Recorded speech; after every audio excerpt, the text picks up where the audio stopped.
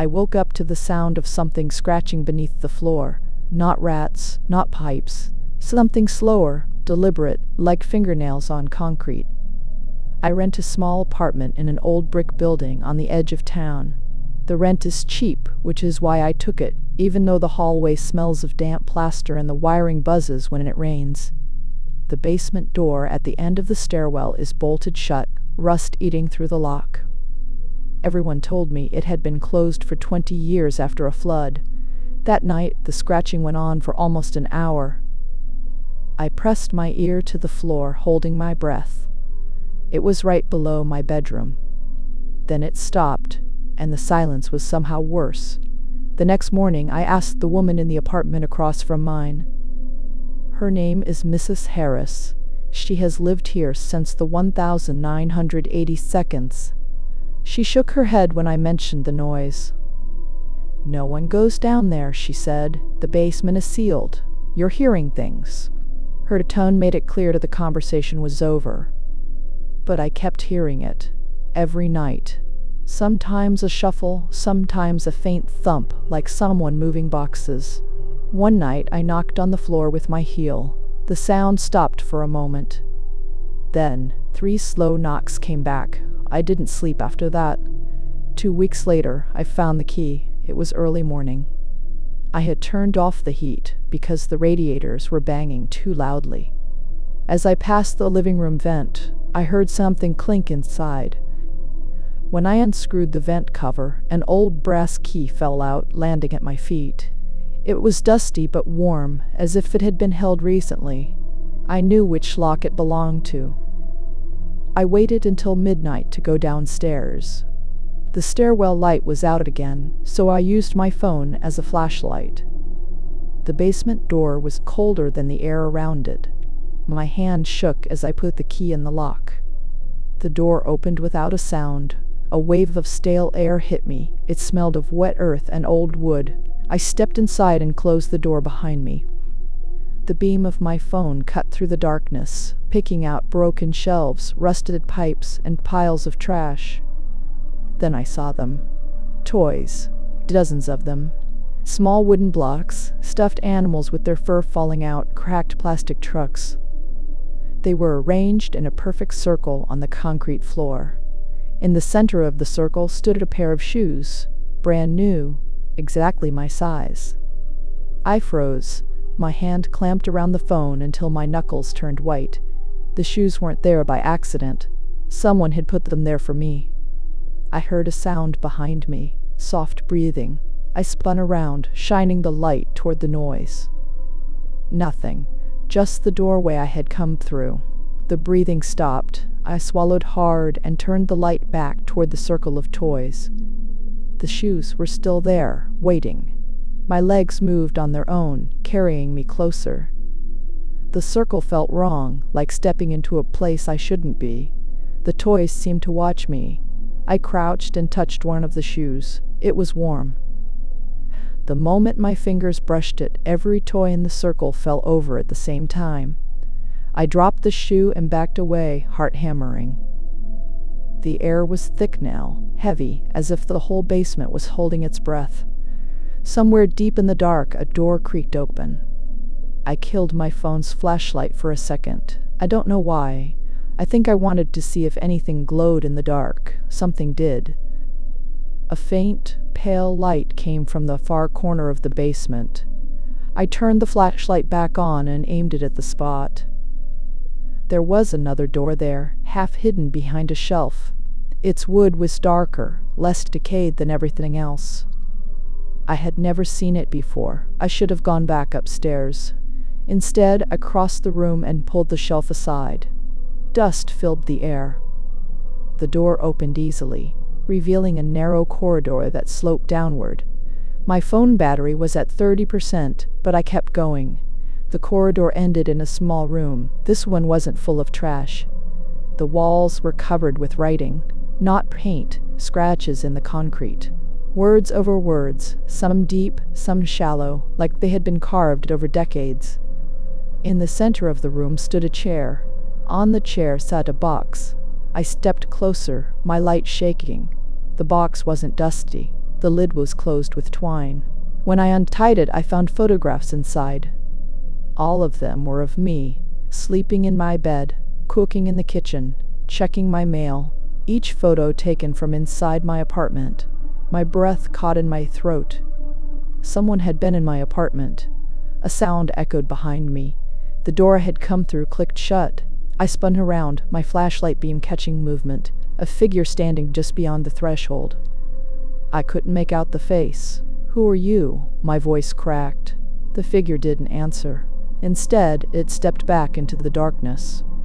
And the breathing started again. I bolted. I ran through the corridor, past the circle of toys, and up the stairs 2 at a time. The basement door slammed behind me with a force that rattled the frame. I didn't stop running until I was back in my apartment. I locked every door, every window, and sat with my back to the wall until morning. When I finally went downstairs later that day, the basement door was locked again. My key was gone. And when I opened my apartment vent to look inside, there was something new waiting there. A pair of shoes. This time, they were wet. I never wanted to come back. 10 years was more than enough to bury every memory of this house, but the letter from my mother pulled me in. She wrote only one sentence. "It's waiting for you." I arrived on a gray afternoon, carrying a backpack and the weight of silence. The neighborhood looked smaller, emptier. The windows of the old house stared back at me like blind eyes. Inside, the air smelled of dust and faint mildew untouched for years.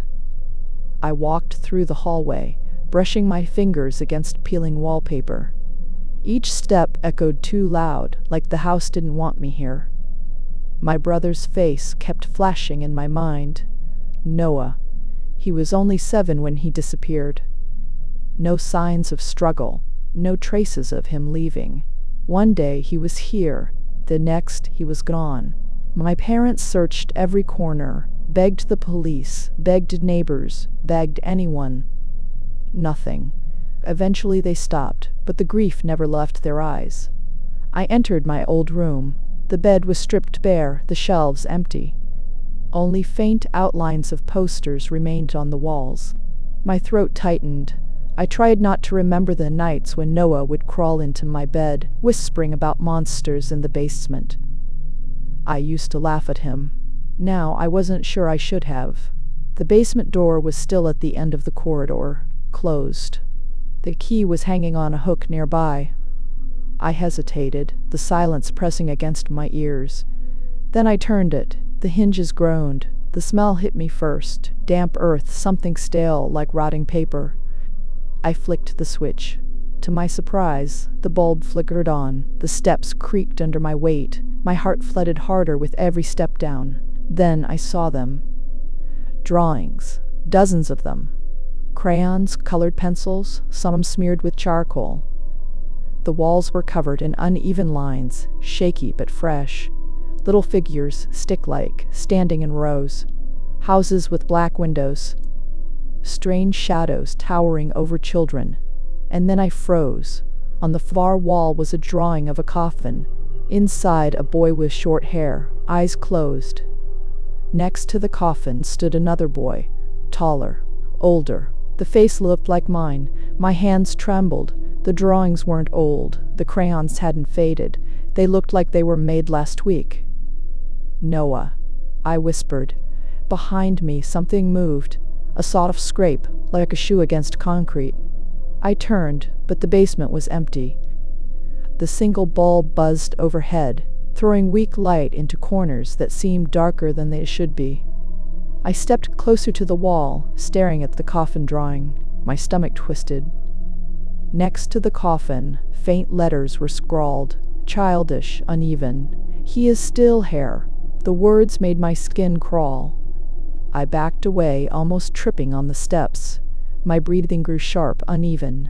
I hadn't been in this house for years, and yet these drawings were new. Who had made them? A sound came from the far corner. A whisper, soft, nearly swallowed by the buzz of the light. It was a child's voice. "Why did you leave me?" I froze in place. The basement door at the top of the stairs creaked shut on its own. The door shut with a hollow thud, and the sound echoed through the basement like a final sentence. I rushed up the stairs, twisting the knob, but it didn't move. The lock was jammed. My hands were shaking, slick with sweat. The whisper came again, clearer, closer. "You left me here." I turned slowly. The corner of the basement seemed deeper than it used to be, as if the shadows stretched further than the walls allowed. I forced myself to step forward, eyes scanning for movement. The drawings were everywhere, more than I had noticed before. Whole scenes of children playing, then lying still, then vanishing into black scribbles. Some drawings were crossed out violently, the paper gouged into the wall. "Noah," my voice cracked. "If you're here, it's me." Something shifted in the dark. A small figure stepped forward. My breath caught. It was a boy, barefoot, his skin pale, his hair unkempt. His face was half hidden in the shadows, but the eyes glowed faintly, reflecting the weak bulb overhead. He looked no older than 7, exactly the age Noah had been when he vanished. "You grew up," he said softly. His voice was quiet, almost sad. I stumbled back a step. My chest ached as if my heart had forgotten how to beat. "Noah, is that really you?" He didn't answer. He just lifted a crayon in his small hand and pressed it against the wall. Slowly, shakily, he drew another figure, a taller boy, me. Then he drew a line from my figure down into the coffin he had drawn earlier. "No," I whispered. "No, this isn't real." The bulb above us flickered violently. The shadows thickened, swallowing half the basement. I could barely see his face now, only the pale outline of his body. "You were supposed to stay with me," he said. "But you left. Everyone left." "I didn't leave you," I shouted. My voice cracked, echoing too loud in the basement. "I was a kid. I couldn't find you." The crayon snapped in his hand. He dropped it. His small frame trembled, and for a moment I thought he was crying. But then he lifted his head. His eyes were empty, black now, absorbing the light. "You will stay this time." The bulb burst. Darkness swallowed everything. I scrambled, feeling the cold concrete against my palms. My breath was ragged, panic clawing at my chest. Then, from all around me, the whispers began again. Dozens of voices. Not just Noah's, children.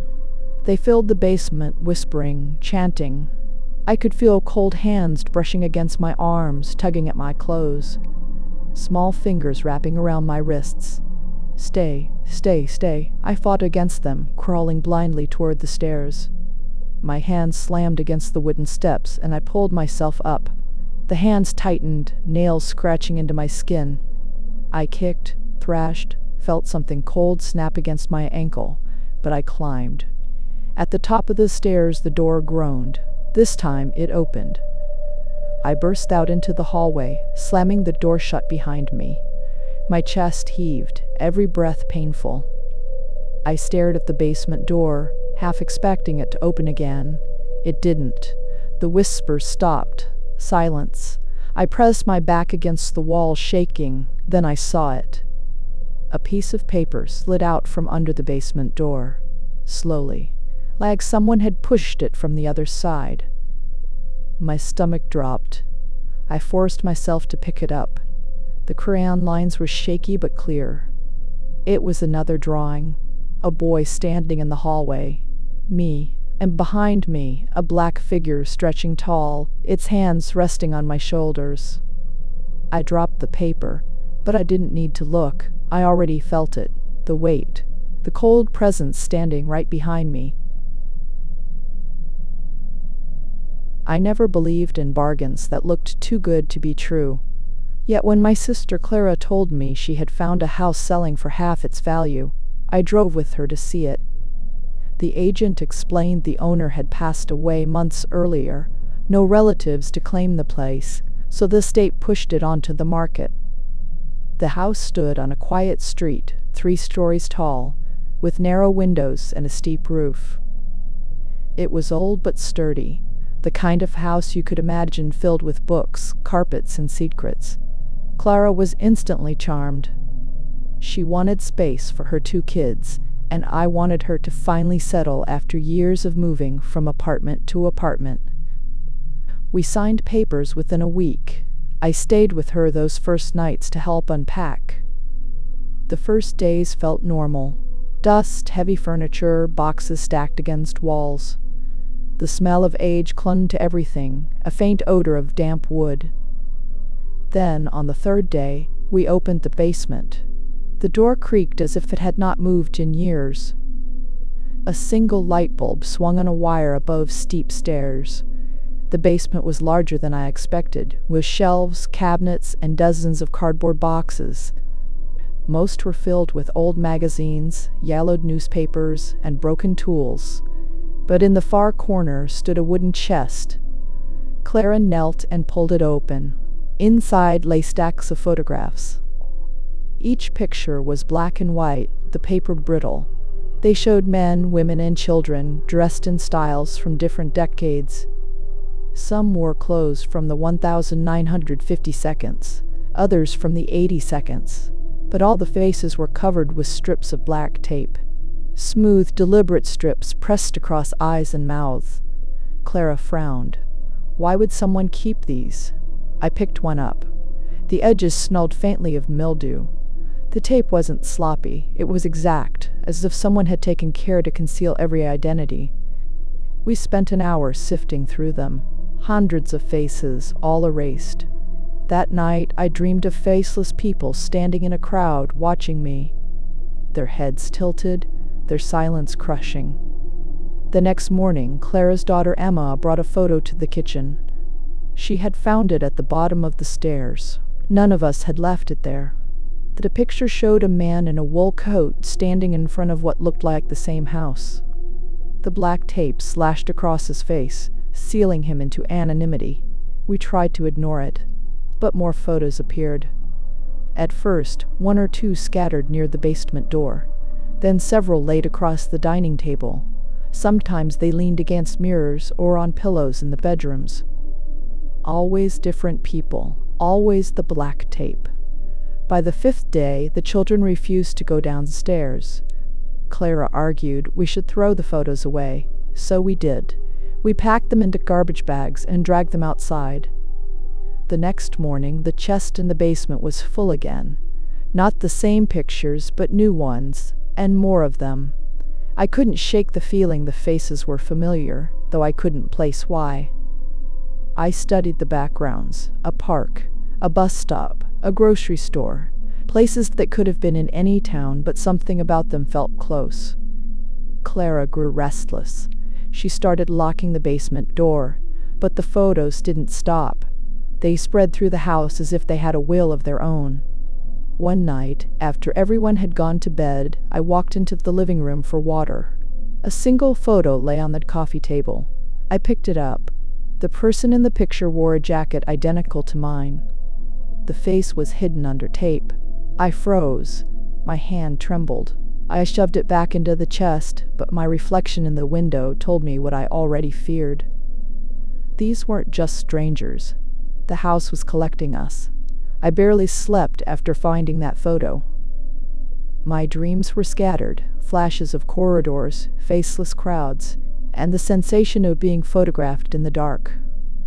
When I finally woke, the morning light did nothing to calm me. At breakfast, Clara noticed my silence. "You look awful," she said. I wanted to tell her about the picture of the man in my jacket, but I didn't. The children were at the table.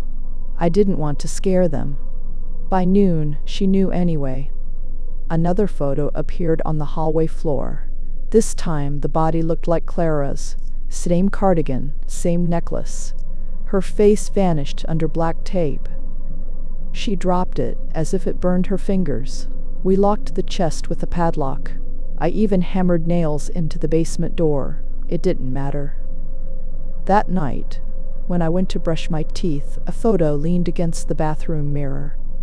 My face, my eyes, my mouth buried under a strip of tape. I ripped it apart, shredded it until nothing remained but scraps in the sink.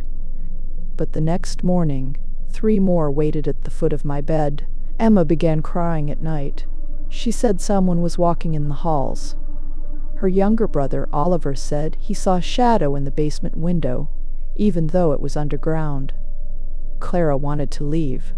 I agreed, but every attempt failed. The children grew sick, fevers that vanished as soon as we considered staying.